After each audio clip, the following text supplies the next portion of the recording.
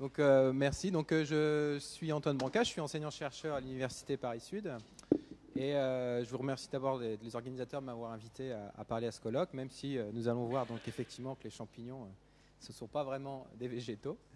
Mais il faut bien se mettre quelque part. Donc, je vais vous parler. Moi, je ne suis pas du tout mycologue, hein. Je suis bioinformaticien et généticien. Mais je vais essayer quand même de vous introduire à l'histoire de la diversité des champignons domestiqués, parce que je trouve que c'est un domaine qui n'est pas très connu, spécialement du grand public, et qu'il est intéressant ici d'introduire. Je vais quand même vous présenter certains résultats de mes recherches. Donc, tout d'abord, que sont les champignons? Si vous connaissez un peu, disons, l'arbre du vivant, les champignons se retrouvent ici. Donc, on a ici une belle amanite tumouche. Et si on regarde ici, si on remonte un peu dans le temps, donc on arrive à l'ancêtre commun ici, et le champignon partage un ancêtre commun en fait avec ce règne-là qui sont les animaux. Donc en fait, les champignons sont beaucoup plus proches des animaux que des plantes qui se situent ici dans cet embranchement-là. Donc l'ancêtre commun est beaucoup plus éloigné. Donc en fait, pendant très longtemps, on a regroupé les champignons avec les végétaux. Pourquoi? Parce que ça ne bouge pas et c'est pas comme les animaux à se balader partout, mais c'est plus proche des animaux. Donc, ce qu'on appelle les champignons, c'est en termes plus disons, scientifiques, ce sont les eumycètes, ou champignons vrais, qui est donc constitue un règne impar. Il y a énormément d'espèces de champignons, on en estime à plus de 5 millions. On a seulement 100 000 espèces qui ont été décrites. Donc, c'est un règne vivant qui reste, dont il reste énormément à découvrir. Pourquoi il y a autant d'espèces peu décrites? Car souvent, les espèces sont morphologiquement très proches. Mais après, quand on se rend compte au niveau moléculaire, sont des espèces très éloignées. Et donc plus apparentées aux animaux qu'aux plantes. Donc les deux grands groupes principaux de champignons sont les basidiomycètes et les ascomycètes. Il y a d'autres groupes un peu plus restreints, mais qui sont aussi importants dans le cadre de la domestication, dont je ne vais pas trop parler, sont par exemple les zygomycètes, qui sont d'ailleurs à l'heure actuelle un peu, on pense que ce n'est pas un groupe en soi, mais donc je vais vous parler surtout des basidiomycètes et ascomycètes, les groupes les plus importants. Donc les basidiomycètes, c'est ce qui contient notamment la plupart des champignons à chapeau que vous trouvez au mois de l'automne et que vous aimez aller chercher, même quand vous êtes botaniste. Les rouilles, qui sont des pathogènes très importants, notamment des céréales, et les charbons, qui sont aussi, ici vous voyez c'est le charbon du maïs, qui est un mets très apprécié au Mexique, que depuis les Aztèques, en fait, ils récoltent ces champignons qui poussent en fait sur le maïs, et ils en font notamment des tartes, et c'est ma foi très très bon. Je vous invite, si vous allez au Mexique, à goûter. Vous avez aussi ici un modèle que l'on étudie dans mon laboratoire, qui est le charbon des anthères, qui est un parasite de Caryophyllacées, et qui a la particularité d'être une maladie sexuellement transmissible. Comment ça se passe? En fait, le champignon qui infecte cette plante va induire la formation d'organes qui vont porter les spores du champignon. Et donc, ce sont les pollinisateurs qui vont transporter ces spores d'une fleur à l'autre. Et le champignon va infecter donc, une nouvelle fleur, une nouvelle plante de cette façon-là. Vous avez donc l'autre grand groupe, les ascomycètes, qui vont avoir, la plupart des champignons domestiqués vont en fait tomber dans ce groupe des ascomycètes, notamment les moisissures et les levures, qui sont des très grands groupes qui contiennent la plupart des champignons domestiqués. Et là aussi, la plupart des lichens, donc certains sont des abésiomycètes, mais la plupart des lichens, donc qui sont, comme vous savez tous, un mutualisme entre un champignon et une algue. La plupart des lichens, donc les champignons des lichens, sont des ascomycètes. Donc la grande question, c'est pourquoi parler des champignons dans un colloque donc, sur la domestication des végétaux. Donc, comme j'ai dit, il faut bien se mettre quelque part. Hein. Tout d'abord, c'est historique. Donc, comme je le dis ici, hein, historiquement, donc, les champignons étaient regroupés avec certains végétaux. Hein. Vous avez entendu parler tout à l'heure Marc-André qui parlait de cryptogames. On les opposait aux phanérogames. Hein. Donc, cryptogames, disons, ça se cache pour faire du sexe un peu. C'est un peu ça que ça veut dire. Et donc les mycologues étaient souvent des botanistes et vice-versa. Hein. Pourquoi? Parce que quand la saison des fleurs est terminée, qu'est-ce qui reste? Les champignons. C'est souvent ça. C'est moins voix très jolie donc souvent les botanistes décrivaient dans leurs livres, enfin dans les livres anciens, des champignons. Et les champignons, c'est aussi très souvent associé aux plantes. Donc, c'est souvent des pathogènes, malheureusement. Beaucoup de pathogènes des cultures sont des champignons. Ce sont des pathogènes très fréquents, mais aussi des mutualistes, notamment les mycorhizes, comme vous le savez tous, sont mutualisme entre champignons et plantes. Ensuite, on avait un petit ébauche de discussion. Qu'est-ce que la domestication? Je suis le premier à le faire, c'est un peu étonnant, mais excusez-moi. C'est un peu étonnant que personne. Qu'est-ce que la domestication? Je ne veux pas, disons, m'étendre sur le débat. Mais moi, je dirais que la domestication, ça peut être défini comme la sélection par l'homme d'organismes vivants pour son propre intérêt. Mais comme disait Marc-André, c'est aussi le contrôle de la reproduction de cet organisme. Mais on va voir que, moi, ce qui m'aide un peu, c'est l'homme, parce qu'il n'y a pas que l'homme. Je vais vous montrer un exemple qui domestique. La domestication, c'est un phénomène qui est essentiel lors de la sédentarisation des populations humaines. L'homme a pu sédentariser et a ainsi pu, parce qu'il a pu cultiver des plantes et donc pouvoir rester au même endroit et avoir de quoi manger, de se nourrir.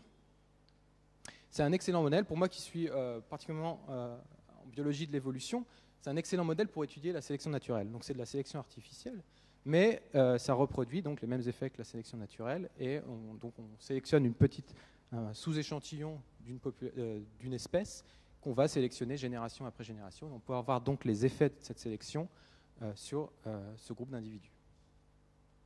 Et donc tout ça en comparant aussi les populations naturelles aux populations qui ne sont pas domestiquées. Les populations, disons, domestiquées aux populations naturelles. Pardon. Donc les avantages des champignons domestiqués par rapport aux autres espèces domestiquées du point de vue, disons, pratique au niveau scientifique. D'abord, moi qui fais de la génomique, ce qui m'intéresse, c'est qu'ils ont des petits génomes comparativement à la plupart des organismes domestiqués autres. Donc vous voyez ici, vous avez un rang de taille de génome. Donc le plus petit qu'on va voir, c'est la bactérie Escherichia coli. Le génome, il fait 4,5 mégabases, ce qui veut dire 4,5 millions de paires de bases, 4,5 millions de nucléotides. Si on prend un premier champignon domestiqué, qui est la levure Saccharomyces cerevisiae, donc la levure de boulanger, le génome est seulement à peu près 3 fois plus gros que Escherichia coli, donc ça reste assez petit. Et si on prend un des génomes les plus larges chez les champignons, Tuber melanosorum, qui est en fait la truffe, ça fait 125 millions de paires de bases. Mais après, si on va ici au chien, on arrive déjà à 2,4 gigawatts, 2,4 milliards de paires de bases, qui est très similaire de l'homme, 3 milliards. Et donc le maïs ici, on a 5 milliards de paires de bases. Et on peut aller jusqu'à ici Pinus sylvestris, qui est donc le pin sylvestre, où là, chez les gymnospermes, on atteint des tailles de génome gigantesques, jusqu'à 24 milliards de paires de bases. Donc on a ici des génomes qui sont petits et donc qui vont être faciles, notamment au niveau coût de séquençage. Ça va être moins cher que de séquencer du maïs. Ils sont faciles à manipuler généralement en conditions de laboratoire. Ce n'est pas vrai pour tous les champignons. Certains champignons, on ne peut pas les cultiver facilement. Mais beaucoup, on peut les cultiver facilement. Et en plus, on arrive à développer souvent des outils moléculaires pour modifier, par exemple, pour enlever des gènes à l'intérieur du génome et pour regarder donc quels sont les effets de ces gènes. Donc, ils sont une facilité d'utilisation en laboratoire. Ensuite, ils ont aussi des temps de génération courts. Ce qui veut dire qu'en domestication, vous avez vu qu'on a domestiqué des plantes de très très longtemps, mais il faut savoir qu'en niveau de nombre de générations, quand on domestique des champignons, ça veut dire qu'il y a beaucoup plus de générations qui s'est passé. Donc on a beaucoup plus de temps de sélection. Et ces temps de génération courts, c'est aussi indispensable donc, pour des études expérimentales en conditions contrôlées. Donc maintenant, je vais vous faire un peu un listing de champignons domestiqués. Avec leurs raisons pourquoi on les a domestiqués. Donc, alors ce qui vient d'abord à l'esprit, ce sont les champignons pour leur intérêt gustatif, l'intérêt culinaire. Donc, je vous ai pas mis la truffe parce que la truffe n'est pas domestiquée. Mais si on prend ici l'Andinula edodes, c'est un des champignons les plus cultivés sur le monde. Donc, c'est ce que vous connaissez sous le nom de shiitake, donc extrêmement cultivé en termes de biomasse. Vous avez aussi Auricularia rucula judae, plus connu sous le nom d'oreille de Judas, qui est très prisé dans les mets asiatiques. Donc on a les premières traces de culture à peu près 7e, 8e siècle après Jésus-Christ, en Chine, et le célèbre champignon de Paris, Agaricus bisporus. Et donc tout ça, ce sont des domestications assez récentes. Et il faut savoir aussi que beaucoup de champignons sont très très difficiles à cultiver, c'est pour ça que la plupart des champignons que vous achetez sont soit naturels, soit assez chers. Maintenant, la majeure partie des champignons domestiqués donc, le sont pour des raisons de fermentation ou de maturation de nourriture. Donc la plus célèbre domestication, et en termes économiques la plus importante, c'est la domestication de Saccharomyces cerevisiae, donc, qui est la levure qui permet aussi bien de faire de la bière et du vin, en faisant de la fermentation alcoolique, que de faire lever le pain. Sachant que pour lever le pain, il y a d'autres levures qui sont aussi impliquées, mais Saccharomyces cerevisiae est la principale utilisée. Pour le saucisson, ça c'est pas forcément très connu, hein, mais on utilise un pénicillium qui s'appelle Penicillium naljovense. C'est en Italie qu'a été inventé le procédé, où en fait, on prend les morceaux de viande qui peuvent être du porc, du bœuf, ou bien même, je me semble, du mouton. Et donc le boyau qui va servir donc, à entourer cette partie-là et à sécher la saucisse, en fait, est trempé dans une solution qui contient de l'inoculum de Penicillium naljovense, ou bien aussi on peut mettre en poudre autour du boyau une fois rempli de la viande. Et donc le champignon va pousser du mycélium à l'intérieur du saucisson et tout autour. Et ça permet de conserver le saucisson à l'air sans qu'il soit contaminé par des agents qui peuvent être toxiques. Et ça donne aussi une certaine saveur. Donc vous avez dans la même idée donc Penicillium roqueforti, qui, comme son nom l'indique, est utilisé pour la production de fromage bleu. Donc vous voyez donc ici ce que vous voyez donc au milieu, bien sûr, les taches bleues, ce sont des moisissures. Aspergillus oryzae, qui est utilisé pour la fermentation du soja pour fabriquer le miso. Et une autre fermentation de soja, mais cette fois sur grains germés en Indonésie, qui est Rhizopus oligosporus, qui lui est il me semble un zygomycète, et qui pour fabriquer le tempeh, un mets très prisé en Indonésie. Donc une variété de nourritures qui sont issues de fermentation, de maturation via des champignons.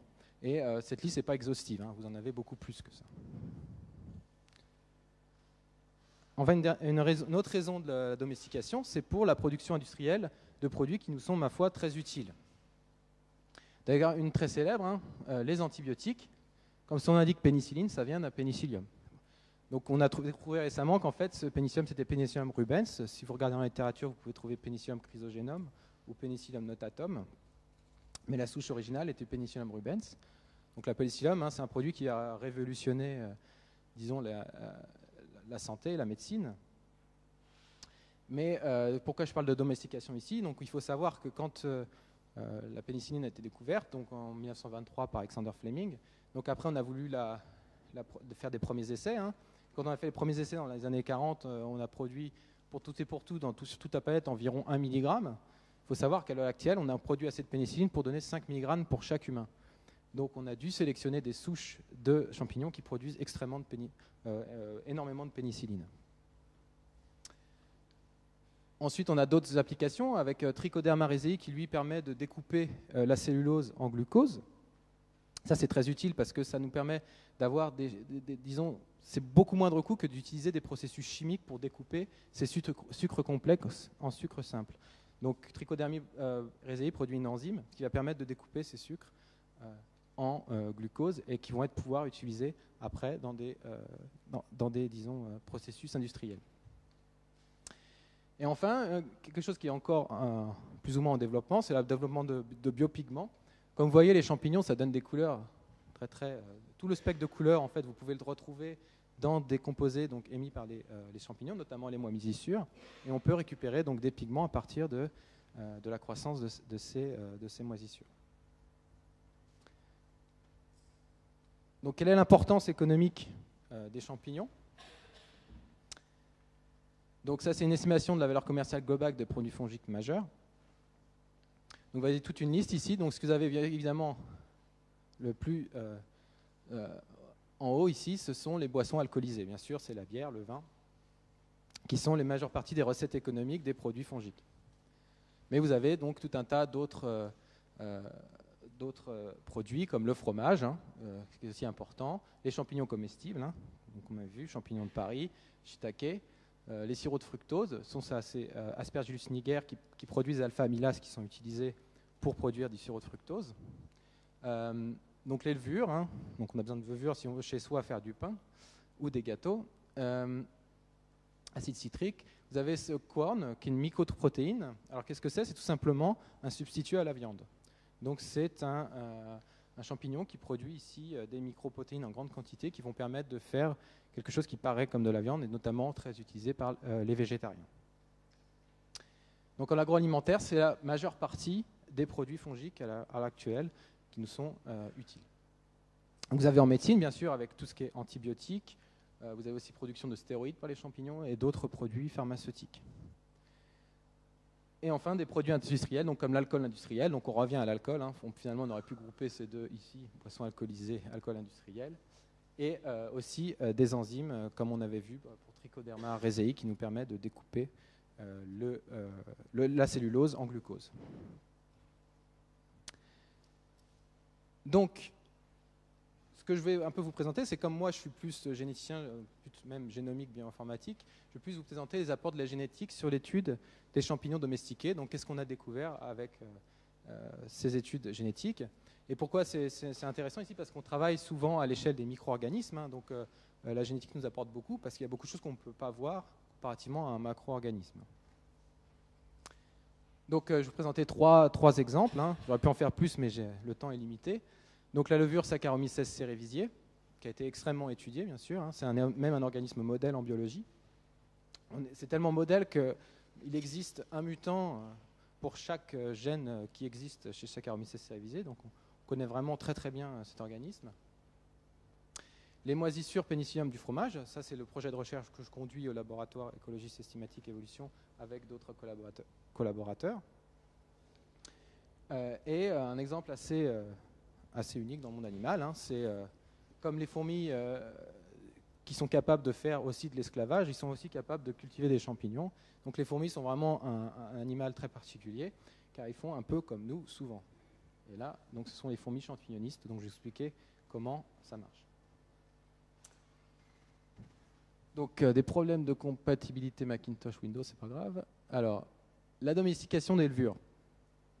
Il faut savoir que donc la levure, donc c'est utilisé depuis très très longtemps. Depuis vraiment la sédentarisation de l'homme, la bière est utilisée par les populations humaines.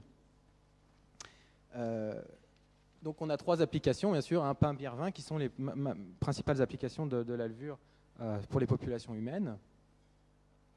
Saccharomyces cerevisiae, donc la levure de boulanger, comme on connaît, et c'est celle qui a été le plus utilisée. Il y a d'autres levures. Il y a notamment, vous pouvez voir Saccharomyces bombay, qui est aussi une levure utilisée, ou même d'autres levures un peu plus éloignées. Mais je vais m'intéresser ici à Saccharomyces cerevisiae, à son histoire. Donc la particularité de Saccharomyces cerevisiae, c'est que ça dégrade donc les sucres en éthanol et de manière très efficace, aussi bien en conditions aérobies qu'anaérobies, et à concentration forte ou faible en sucre. Donc vous voyez ici, ici la levure de boulanger, mais vous voyez ici une statue qui a été trouvée où on voit en Égypte ancienne comment les Égyptiens fabriquaient de la bière. On sait que la fabrication de la bière, ça précède le pain et le vin. Donc c'est vraiment, on a d'abord pensé à boire avant de manger. Donc c'est à peu près 7000 ans, on a des traces avant Jésus-Christ en Iran et en Mésopotamie. Donc on a bien sûr on a des traces indirectes. Ce qu'on a comme traces, c'est on a des traces de fabrication de produits fermentés à partir de malt d'orge. Donc comme je vous disais, malt d'orge, pourquoi? Parce que donc cette domestication de la levure, ça semble lié à la domestication de l'orge, qui apparaît à peu près au même endroit. Donc on en retrouve ici dans le croissant fertile, hein, à peu près, donc Mésopotamie, Iran. Et donc le malt d'orge, qu'est-ce que c'est le malt d'orge? Bon, c'est un petit rappel, hein, ce sont des grains en fait germés d'orge. Les grains germés se chargent en sucre et ce sucre va être la base donc, de la fermentation par la levure. Donc à peu près au même endroit, mais cependant il faut savoir que donc ici c'est ce qu'on supposait jusqu'à assez récemment, hein, c'est un papier qui date de 2012 ici, un article qui date de 2012, on pensait que c'était issu du croissant fertile, la domestication de l'orge, mais on a trouvé qu'il y avait énormément de populations ici, vous voyez des couleurs différentes, parce qu'il y a des populations très diversifiées qui se sont retrouvées aussi au niveau du Tibet, au niveau de l'orge. Donc il pourrait y avoir eu domestication indépendante de l'orge au niveau du croissant fertile et au niveau du Tibet. Et la question c'est, est-ce qu'on retrouve ces mêmes traces au niveau de la levure? Est-ce qu'on retrouve aussi une domestication indépendante ou d'abord un seul événement de domestication au niveau du croissant fertile? Donc comment on fait ça? Donc vous avez vu au cours des présentations précédentes un peu comment on déterminait l'origine au niveau de génétique des populations domestiquées. Donc vous voyez ici, je vous donne juste l'exemple du maïs, hein, c'est un exemple très flagrant, hein. Vous avez ici un arbre phylogénétique, vous avez ici représenté tout ce qui est maïs à l'heure actuelle, avec toutes les variétés. Et ici en rouge et vert, ce sont ce qu'on appelle la théocinthe, qui est l'ancêtre, disons, entre guillemets, du maïs, hein, c'est le même genre, même espèce, c'est juste des sous-espèces différentes. Et on voit ici que en fait, le maïs vient tous les maïs à l'heure actuelle viennent de cette branche-là, qui sont un sous-échantillon donc de l'espèce Zea maïs. Et donc on peut même dire que tous les maïs proviennent de la sous-espèce ici Parviglumis du maïs. Donc on a ici un événement unique de domestication du maïs. C'est comme ça, à partir de ça qu'on peut retrouver donc l'origine des espèces domestiquées. Alors qu'est-ce qui se passe pour la levure? Eh ben, c'est un peu le bazar. Donc comment on a fait? Alors ici, Liti et collaborateurs, ce qu'ils ont fait, c'est qu'ils ont récupéré tout un tas de souches diverses sur la planète, de souches aussi bien naturelles que domestiquées de levure. Donc si on regarde dans cet arbre ici, on a ici des souches qui viennent d'Europe, d'Amérique, d'Asie, d'Océanie, d'Afrique ou d'origine inconnue. Et ici, tout un tas de niches environnementales. Donc état sauvage, fermentation dans des hôpitaux, donc cliniques, dans la boulangerie ou inconnue. Donc vous voyez ici que les sauvages se retrouvent aussi bien ici en Amérique du Nord, en Malaisie, mais on en a ici aussi au niveau des souches européennes. Donc on a soit énormément d'événements de domestication indépendants, parce qu'on a les souches sauvages qui se retrouvent proches de souches domestiquées, soit énormément de retour à l'état sauvage des souches de Saccharomyces cerevisiae. Mais si on voit donc ici, ça c'est donc le logiciel structure, hein, qui nous donne la probabilité d'appartenance à des populations qu'on définit comme ancestrales. Et on voit donc ici, par exemple, les Malaisiennes se regroupent bien ensemble, donc on a bien une structuration géographique. Là, ici, Malaisie, ils se retrouvent bien tous ensemble, peu importe qu'est-ce que font les souches. Ici, toutes celles qui font du vin se retrouvent ensemble. Donc on a ici une structuration de celles qui font du vin, mais au milieu, c'est assez mosaïque. Donc on a des mélanges un peu partout, les souches ont des souches mélangées. Donc on a une diversité importante selon l'origine géographique ou l'utilisation, et donc un grand mélange de souches. Donc les auteurs de cet article disaient sûrement qu'il y a eu de multiples événements de domestication de la levure indépendante.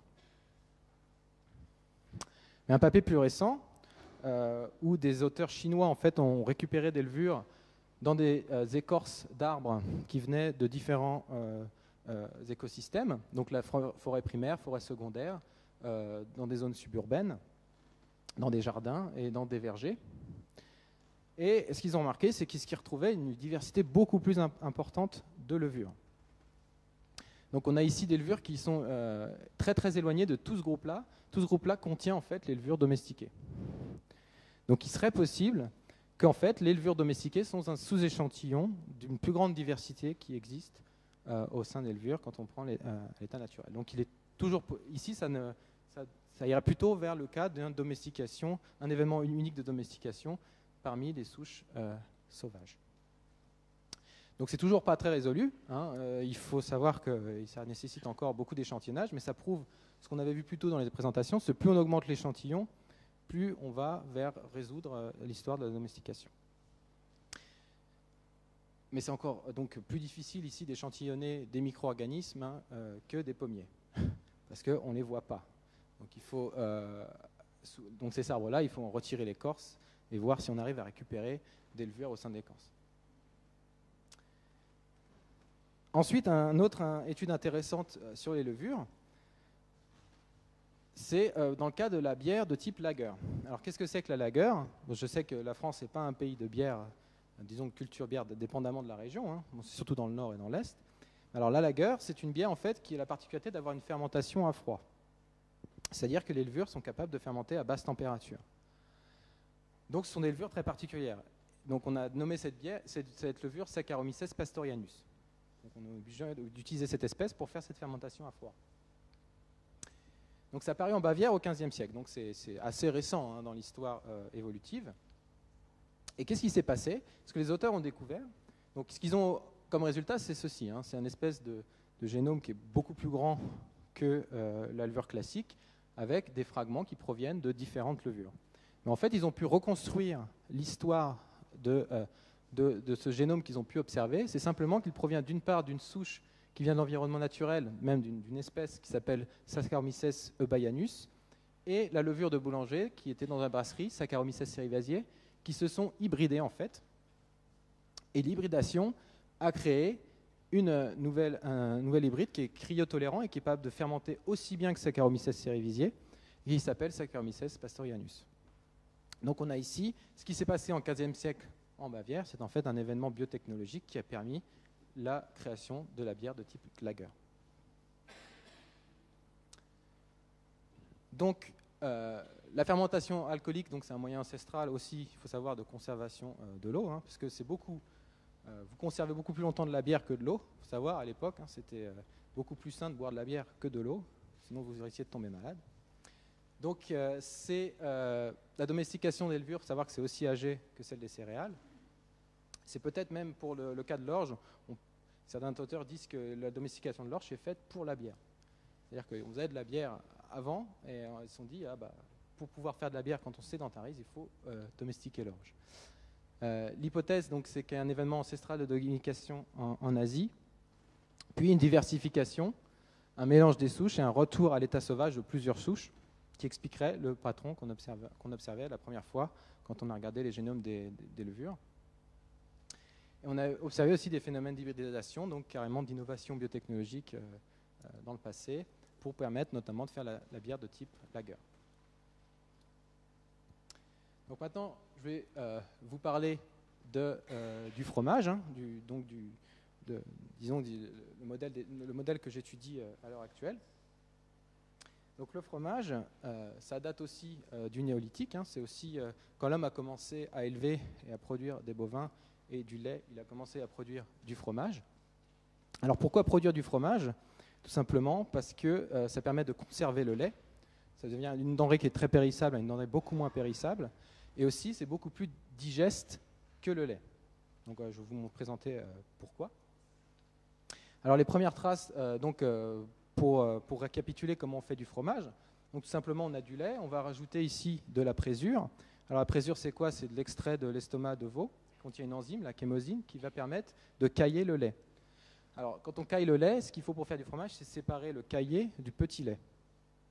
Donc on va ici reprendre le caillé qui va permettre, en fonction de différents processus, dépendamment de quel fromage on veut effectuer, de faire du fromage. Alors on a découvert ici en Pologne des poteries ici avec des trous.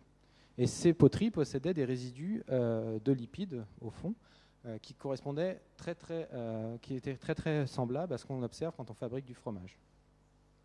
Et bien tout simplement ces trous, on suppose que c'était justement ces pots servaient à récupérer le caillet quand on faisait cailler le lait pour faire du fromage. Donc pourquoi le lait c'est plus digeste en fait quand c'est à l'état de fromage? Tout simplement parce qu'on n'a pas à l'état adulte la persistance de l'activité de la lactase qui permet en fait de digérer le lactose. Donc le lait en fait est particulièrement indigeste pour beaucoup d'adultes. Il faut savoir qu'à l'heure actuelle, les populations européennes sont capables de digérer le lait à l'état adulte. Beaucoup de populations européennes, mais ce n'est pas le cas pour la situation aussi de l'Europe. Donc ça, c'est la situation qu'on avait à l'époque du néolithique. Donc ici en bleu, ça veut dire c'est la fréquence de l'enzyme donc lactase qui permet de digérer le lait. Donc ici on est à 0. Et au cours du temps, en fait, finalement, hop,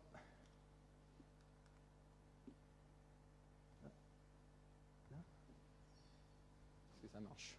Ah non, bon, ils doivent mettre à niveau PowerPoint. Bon, c'est pas grave. Donc, ce qu'on observe au cours du temps, fait finalement, après donc l'apparition de l'élevage ici en Pologne, on a propagation à partir de ce point-là de la persistance de la lactase au niveau des populations européennes. Mais au début, en fait, les humains n'étaient pas capables de digérer le lait. Et c'est seulement à l'heure actuelle qu'on a vraiment une répartition beaucoup plus homogène en Europe du Nord de la capacité à digérer le lait à l'état adulte. Donc on va fabriquer du fromage. Donc pour fabriquer du fromage, on va utiliser des moisissures. Et donc les deux principales moisissures qui sont utilisées pour le fromage donc sont les plus connues, sont Penicillium camemberti et Penicillium roqueforti. Donc Penicillium camemberti, comme son indique, c'est pour le camembert, et Roqueforti pour le roquefort. Donc on a la chance que ce soit des Français qui les aient nommés. Mais du coup, donc donc le Penicillium roqueforti, donc ça va être cette moisissure bleue qui va se développer à l'intérieur du fromage. Et donc il va nous faire ces taches bleues qui vont développer cette saveur particulière du fromage bleu. Donc il faut savoir que le roquefort, c'est aussi date de très très loin. Hein. On a des traces. Ah, merci. Donc on va reparler. Allez. On repart donc sur l'étape, donc les moisissures du fromage. Donc, à quoi ça sert? Ça sert à développer la texture et les saveurs du fromage, mais aussi ça protège contre les contaminants. Hein. Les champignons ont la particularité, donc, comme vous avez vu avec la pénicilline, hein, ils sont capables de se débarrasser de compétiteurs gênants comme les bactéries.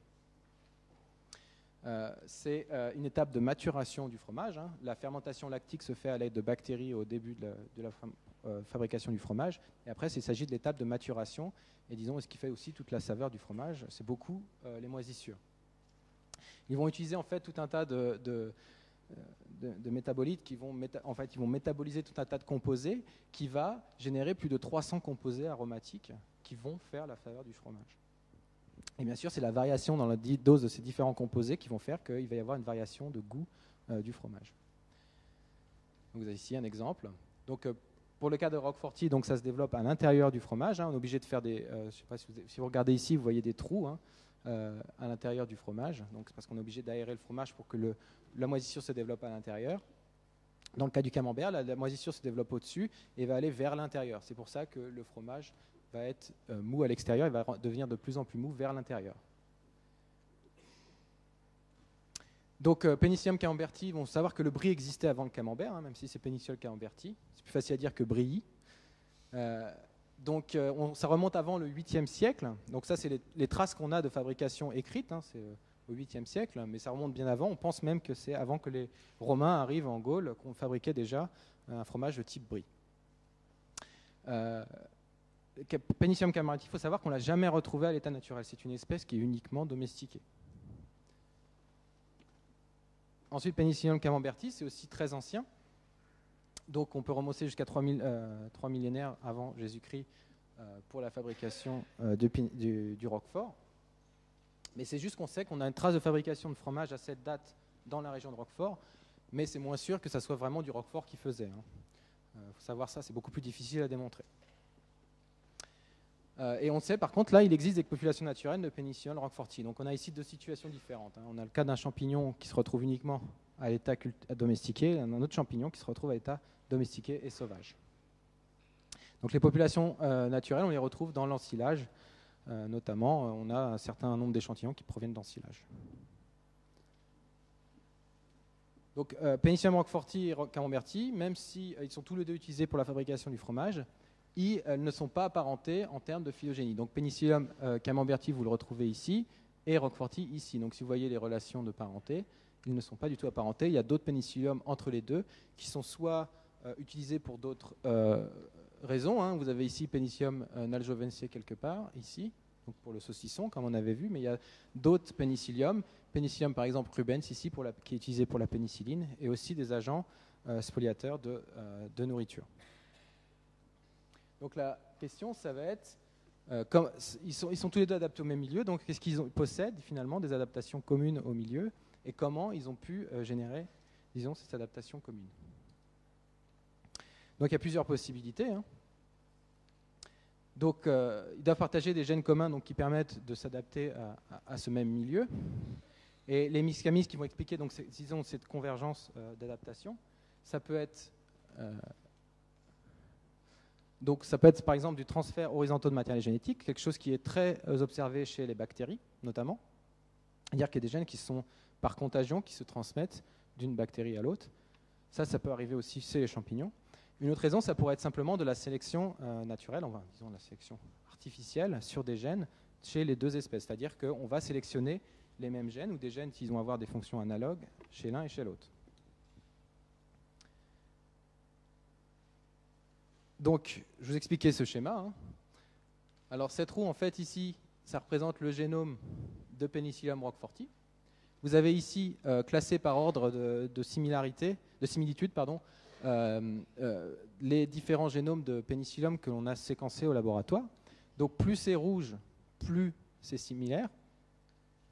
Et donc, ce que l'on voit ici, c'est qu'on a effectivement une décroissance de similarité, mais ce qui est notable ici, c'est qu'on a des régions, donc ici le génome de Penicillium roqueforti. Ici, vous avez par exemple cette région-là, vous avez totale absence chez des champignons qui sont très proches, mais présence chez des champignons plus éloignés, dont Penicillium camemberti. Et ici, pareil, absence de ces régions. Et c'est la même chose pour cette région-là, ici, absence de cette région chez des Penicillium proches, mais présence notamment chez Penicillium camemberti. Donc il semble qu'il y ait des régions qui soient présentes, qui pourraient contenir les adaptations au milieu fromager chez Penicillium camemberti et roqueforti. Donc, ça peut être soit qu'on y a gain par transfert horizontal de matériel génétique entre les espèces, ou simplement que ces régions ont été perdues chez les pénicilliums qui n'en avaient pas besoin, ou qui ne sont pas en milieu fromager. Ce qui est notable, c'est que la région 1 contient des gènes, ici cette région 1, de compétition, qui sont probablement impliqués dans la compétition chez les pénicilliums. Et cette région 2 contient des gènes de métabolisme et potentiellement de métabolisme du lactose. Donc on a, disons, quelle hypothèse est la plus probable, hein, si c'est un transfert de génétique ou si c'est de la sélection. Donc il faut savoir que l'identité entre toutes les espèces de pénicillium, c'est entre 85 et 90% similaire. Et là, ici, on a plusieurs centaines de kilobases, donc c'est des grands fragments, c'est 100 000 paires de bases, et c'est très très rare, hein, si on regarde statistiquement, que l'on obtienne 100% d'identité nucléotique, c'est-à-dire que c'est totalement identique sur des centaines de milliers de paires de bases. Et on n'observe pas de mutation synonyme. Bon, c'est quoi une mutation synonyme? C'est tout simplement une mutation qui n'engendre pas de changement d'acide aminé. Donc on attend que ces mutations, on dit qu'elles sont neutres, c'est-à-dire qu'elles n'entraînent pas de problème pour l'organisme donc, qui l'a subi. Et ça, on n'en observe pas, ce qui est très, disons, assez inattendu. Les régions absentes sont absentes de tous les génomes séquencés aujourd'hui, hein, même des génomes un peu plus éloignés, notamment Aspergillus, qui est un groupe frère. Et c'est uniquement présent dans les espèces et les populations de Penicillium roqueforti qui poussent vers le fromage, qui poussent dans l'environnement fromager. Donc c'est vraisemblablement un transfert horizontal récent et multiple. Donc si c'était, disons, quelque chose qu'on avait gardé de manière ancestrale, on s'attendait à ce qu'il y aurait beaucoup plus de mutations que l'on observe dans ces régions. Ensuite, est-ce que ces régions sont adaptatives? Donc pour ça, il faut faire des tests de phénotype, donc savoir est-ce qu'il y a un avantage à avoir ces régions. Donc tout d'abord avec la région 1, ce qu'on a observé, donc ici on a un test témoin, où on met ici une levure Geotrichum candidum à pousser sur un milieu normal, un milieu malt. Ici le champignon Penicillium biformé. Et là, si on prend ces mêmes champignons, donc Geotrichum candidum et Penicillium biformé, à pousser sur un tapis de Penicillium roqueforti possédant la région que j'avais appelée région 1. On voit qu'il ne pousse pas très bien sur ce tapis de Penicillium roqueforti possédant cette région. En revanche, si on met à pousser sur une Penicillium qui ne possède pas, Penicillium roqueforti qui ne possède pas cette région, pousse beaucoup mieux et de manière équivalente à ce que l'on avait dans la condition témoin. Donc il semble qu'avoir cette région 1 procure un avantage compétitif ici, sur ce milieu-là.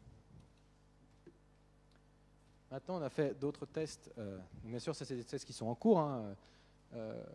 On n'a pas les résultats définitifs encore, mais quand on regarde avec le souche avec la région 1, quand on compare sur deux milieux, ici c'est un milieu de type fromage et un milieu de type malt, donc un milieu classique, on voit qu'elle pousse mieux sur milieu fromage que sur milieu malt. Une souche avec la région 2, pareil, elle pousse mieux sur milieu fromage que sur milieu malt. Souche avec région 1 et 2, pareil, donc on ne peut pas définir quelle région fait pousser mieux sur le milieu fromage. Et quand une souche qui n'a pas ces régions pousse de manière identique sur milieu malt et milieu fromage. Donc il y a apparemment donc un avantage en milieu fromager de la présence de ces régions. Donc ce qu'on a vu ici, donc c'est parti Penicillium. Mais je ne sais pas combien de temps il me reste. Bon, juste pour savoir. C'est bon. Okay. Donc on a vu que la fabrication du fromage permet la conservation du lait et sa digestion. Donc c'est une étape importante pour les populations humaines. Les moisissures, ça développe donc la texture et l'arôme du fromage. Et on a observé une adaptation milieu fromager et probablement à l'aide de transfert de matériel génétique entre champignons Penicillium.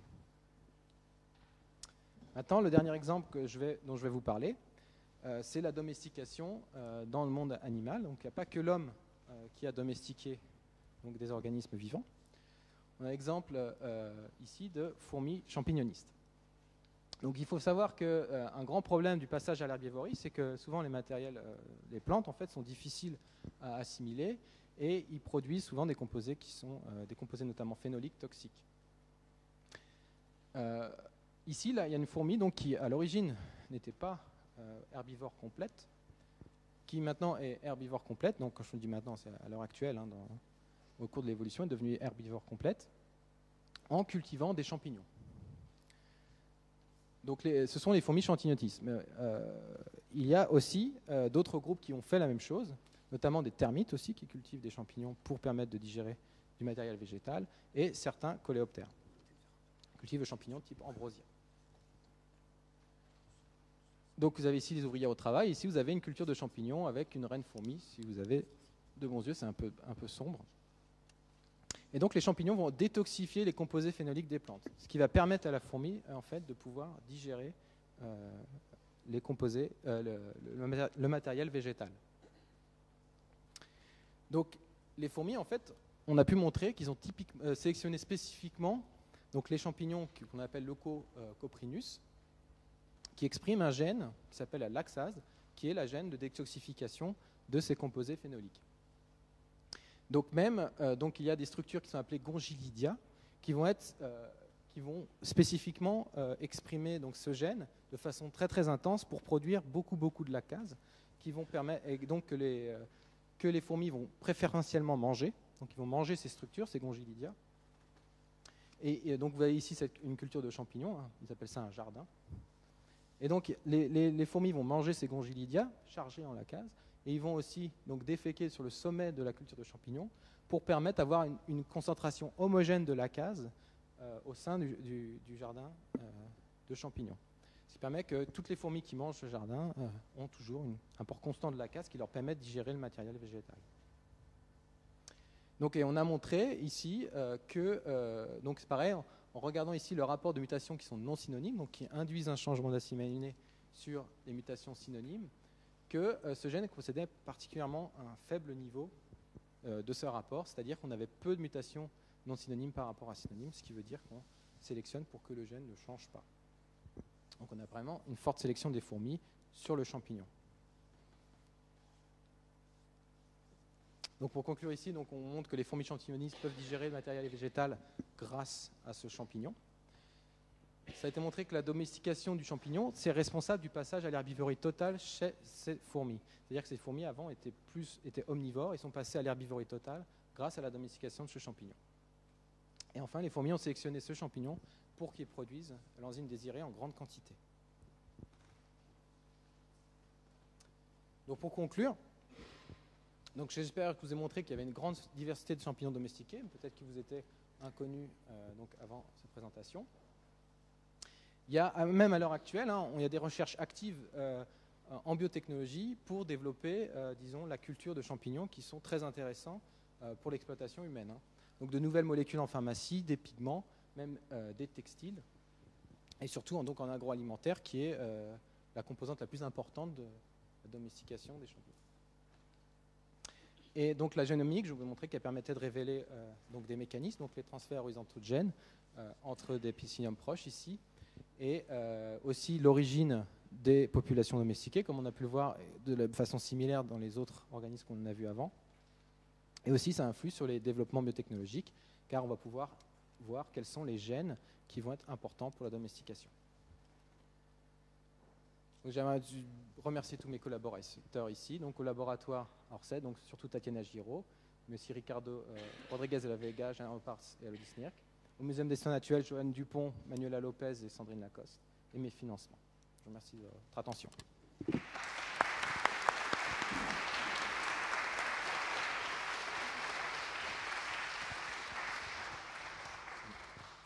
Donc là, on a le temps pour 5 minutes de questions. Désolé pour les... Moi, plusieurs choses. Ouais. D'abord, sur la partie levure, Ouais.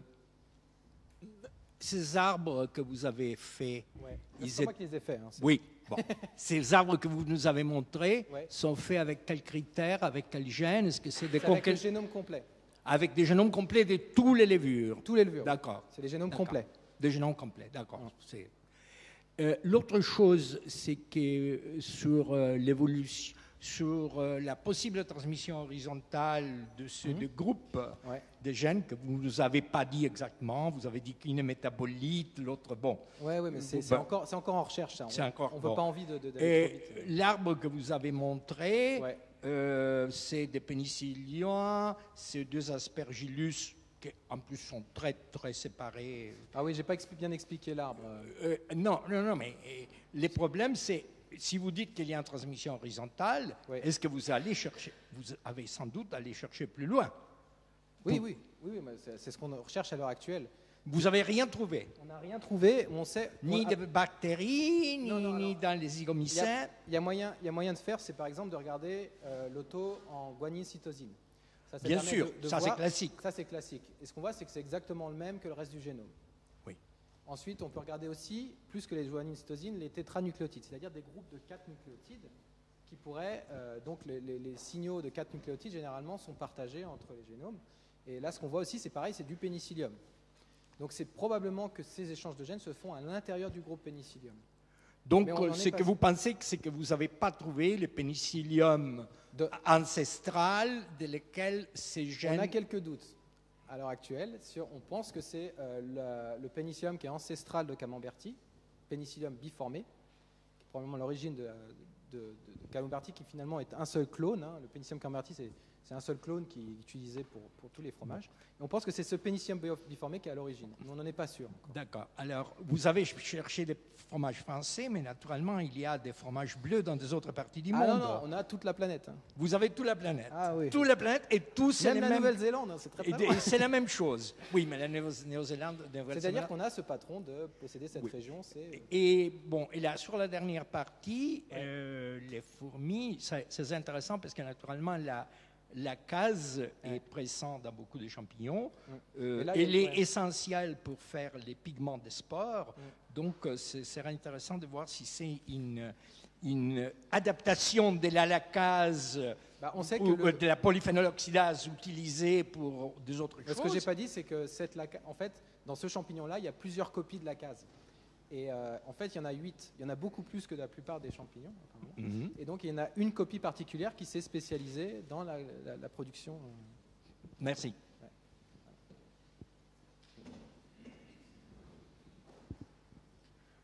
Bonjour. Une question que je me pose depuis très longtemps, c'est pourquoi les champignons style cèpe, girolles sont pas cultivés.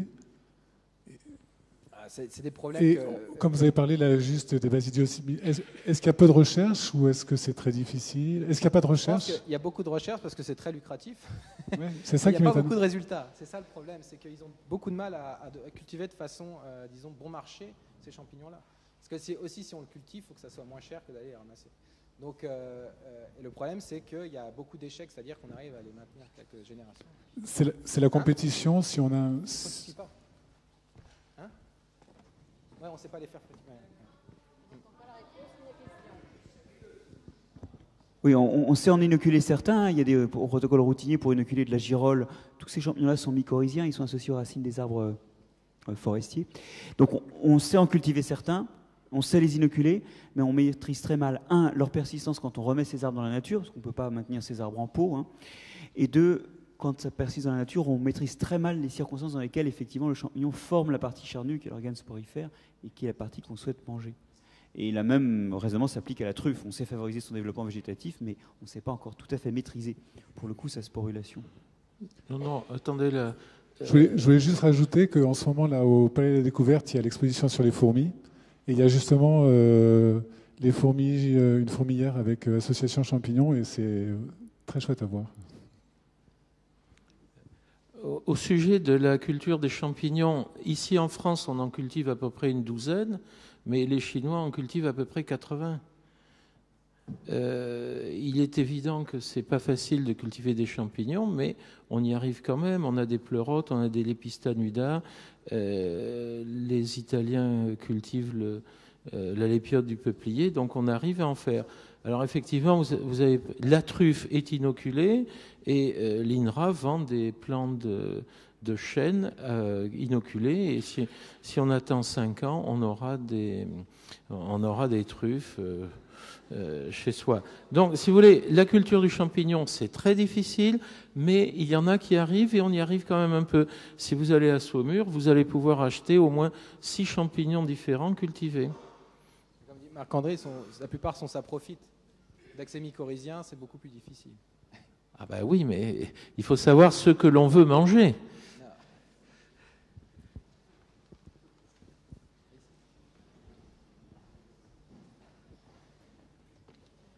Dans quel milieu et où est-ce qu'on trouve Penicillium roqueforti à l'état sauvage et quel est son mode de vie à l'état sauvage? Donc, en fait, on a surtout dans l'ensilage. Ça, c'est le milieu, mais le problème, c'est que l'ensilage, c'est pas un milieu très naturel.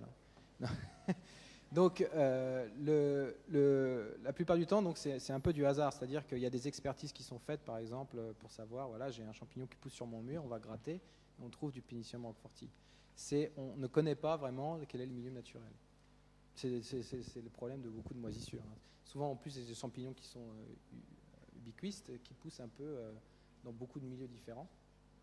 Donc moi, je ne pourrais pas répondre à cette question parce que je pense qu'il n'y a pas assez de connaissances pour dire c'est quoi le vrai milieu sauvage de la Penicillium roqueforti. Oui. Allez-y. Pour trouver l'origine de ces îlots, que c'est la chose la plus intéressante d'expliquer, est-ce que vous êtes en train de faire de la métagénomique? Ça veut dire de prendre des amorces et regarder oui, on a fait ça déjà. dans les sols, partout. Ouais. Mais pour trouver l'origine, en fait, j'utilise autre chose, ce sont les éléments transposables.